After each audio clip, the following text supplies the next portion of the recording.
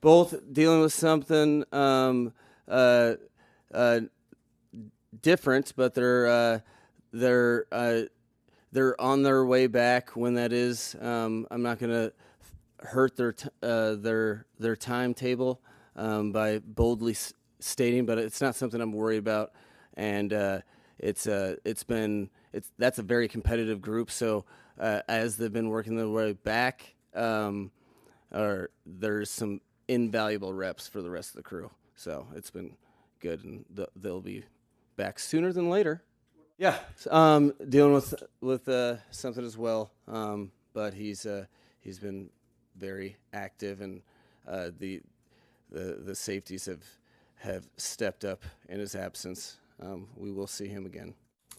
Well, I was thrown off by your question originally because I heard two liters, as in like quantity of liquid. So yeah, no. But now that I've the rest of the context, liters, I think that it's a cool part of the process. I think the team appreciates some of the best players we have on our team, and really want them here. So when contracts are agreed upon, you have a little more stability and a little more known. So that's exciting. But I think the team has really responded to how the aforementioned players have responded to those types of things in terms of understanding that that as much as that is it's an accomplishment in itself, the bigger goals and where they want their careers to be, what they want their careers to be known for, is through the team. And I've seen even more investment into the team by all the players that have had new contracts, and I think that goes a long way. No, I think that that's what's been exciting from the team standpoint. I think that's what the team is excited about. Is you do have one or two directions. It's generally not same as. You have the negative way, which we're not experiencing, or you have players respond to that investment with really the what comes along with that in terms of the devotion to the team. Quite frankly, if you're a big piece of the salary cap and you're trying to be a good team, that piece should be spent wisely. And there's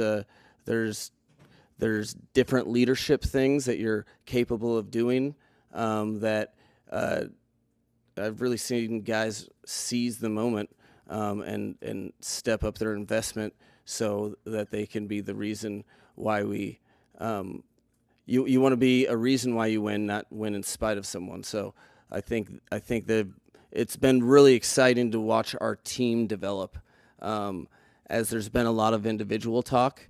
There's probably been more individual talk than years past, and the reaction has been more team investment and more self-sacrifice, really, across the board by this team. So that's been exciting. Okay, I said a lot of very nice things about because it was very. I've never seen, or I hadn't seen up to that point, a player involve himself as much as Ramsey did while he was hurt. That being said, he's more impactful when he's not hurt, and I think he's comfortable with me saying that. I've challenged a lot of guys, and there's been kind of a theme where, the first step is expressing what you want or talking, but the most important step that really makes honest words of your proclamations are your actions. So, Jalen's both put it upon himself to verbally set the tonality and then follow through with. Every day he makes. He's done something that I hadn't seen a player at his position do. So that is probably the most important thing is your actions and the way you're trying to contribute to the team. Jalen knows that he can have as big of impact as anyone on the team. With the type of player he is, he's taken that extremely serious and has been a very intense participator in training camp practices. I love Javon. Javon's been working on his game like he always does, but he's having a really good camp and really taken to the scheme. That's where my expertise lies, which is why, fortunately for me, I chose coaching as a career path. I did not, jump alongside Chris Greer in the front office portion of football for a reason. I'll let him go through that process. He's a invaluable member to the Dolphins, and I'm excited to see him progress today. And then beyond that, in terms of timetables and conversations, man, that dude is working all the time. And I know it's on his plate where that is. I try to focus my attention on the stuff that he's depending on me to focus. I think you're going to see a couple teams that are really excited to play against someone else. We are at that time, okay, of training camp where it is tough sledding in terms of you've used all of your moves and your counters, so it will be a breath of fresh air. I think in regards to Raheem Morris, one of my favorite coaches I've ever worked with, very impactful one for me because of his defensive prowess, and was able to work with him on the offensive side of the ball as well. Was in both Washington and Atlanta with him, so we go way back. I think in joint practices where you have extensive working history with the other head coach, I think it's a little bit easier in terms of the flow of practice. There's more similarities to the flow of practice to your normal practice because of just our paths and what we believe in, and I think you're going to see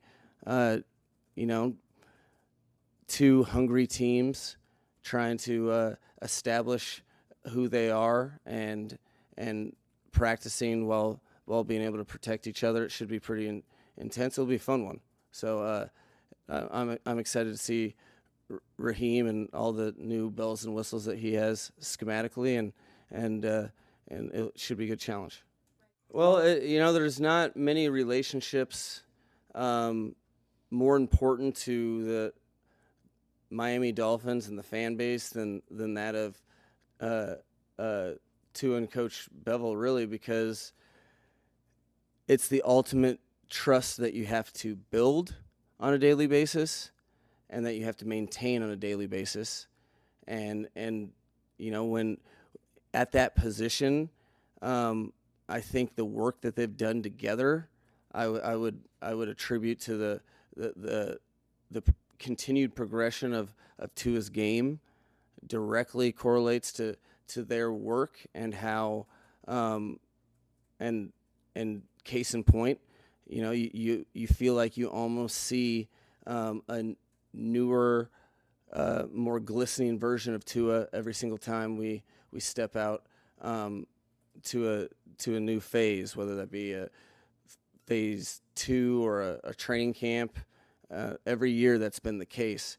So I think that is a connective relationship that's very important. That there's there's only one way to really establish a relationship like that, and that's pure investment on both sides. And you know, to his game and Coach Bevel's ownership in his game, and I'm happy that they get to hang out every day. And I think Coach Bevel's sense of humor's really helped develop to a sense of humor. That's a behind the scenes thing. He's got a lot of jokes. Oh, he does. Maybe next time you guys talk to him, ask Coach Bevel to tell you some jokes. Low key hilarious. I've talked about the understanding the servitude and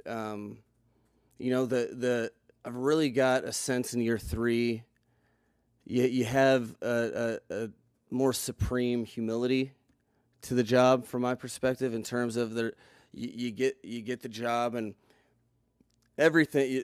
You're always working around how everything's orchestrated. You're adjusting to the different needs of the job, to the different people that you affect. But then, you still have that. I don't know, ambition or naive. You're a little naive enough to think that you can do more on your own than I think you're really capable of. I think I have a strong sense of truly how dependent I am on all of the people in the building for the building to move in one direction. I think the relationship aspect and how people bond, I have a firmer appreciation for, and overall, it is very, very humbling, just because at this point in my life, I almost can do nothing by myself, almost nothing. I still can work a microwave, and I can fill my car tank up with gas, but outside of that, I need a lot of help for everything I do. Well, I think you start. It's an opportunity to start defining who you are in concrete as a team. Some of the things that how you handle adversity, the standard with which you play football and practice football, and they really come into focus when you get that first opportunity to practice against someone. This practice week, every year we've had the opportunity to cross train against another opponent, and I think the preseason games and practice have their own areas of extreme importance for younger guys. The game and the things that come with going into NFL Stadium and your assignments and hearing calls and being able to execute your techniques and fundamentals like you do in practice, there's a stronger importance on those games. For veteran guys, practice can be as the best dress rehearsal. Inter-squad practices can be the best dress rehearsal for games, because you have the most true scheme, that you're really executing, that you may not unfold to the rest of the league when you do preseason games. You have a little more. There's just more football from a schematic standpoint that are closer along the lines to the regular season, and I think that's not being able to tackle allows for people to play at a speed where they can let it go, and it's more closely associated to NFL game speed. Those types of things you can't replicate in the preseason necessarily, and some guys aren't even playing in those because of the tackle portion of it, and so we get a lot of value out of it. I'm looking forward to this particular joint practice because this particular team seems thirsty to define themselves, and it gives them an opportunity to. within the locker room. So it should be real fun, and we'll probably wish it was hotter. I think there's a consistency and uniformity from our organization when you're talking about entering into and progressing through contracts of that magnitude. So, I think people know that I've stated very clearly from the onset my belief in the player, and I think that belief was held supremely through the organization, and I think it was probably a little glorified, so to speak, in terms of like me kicking a door down or anything. I think anytime I was asked, and through the whole process from the beginning, middle, and end, everybody from Chris to Steve to Brandon Shore to Tom Garfinkel knew where I stood, and I had the consistency of stance, and I held it through the whole time. But I think that it was an organizational process more than anything, because we wouldn't have been on the final doorsteps if everyone wasn't in like-minded fashion. Really excited to get that contract finalized so we can move forward and focus on the team, which will be the only thing. No contract. No one's going to care about those things in December. And I think our players who are receiving contracts understand that, which is why we're focused on what we will look like in December. I mean, I'm an exuberant guy that really stands behind his beliefs. I don't think they needed to hear me say the same thing over and over, but I probably said the same thing over and over.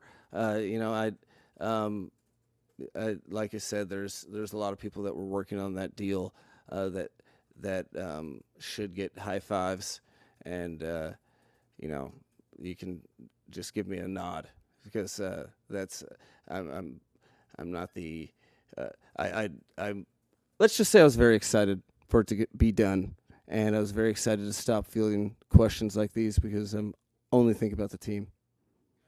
Oh wait, I'm still answering them. No, it's all good. Have a good one, guys.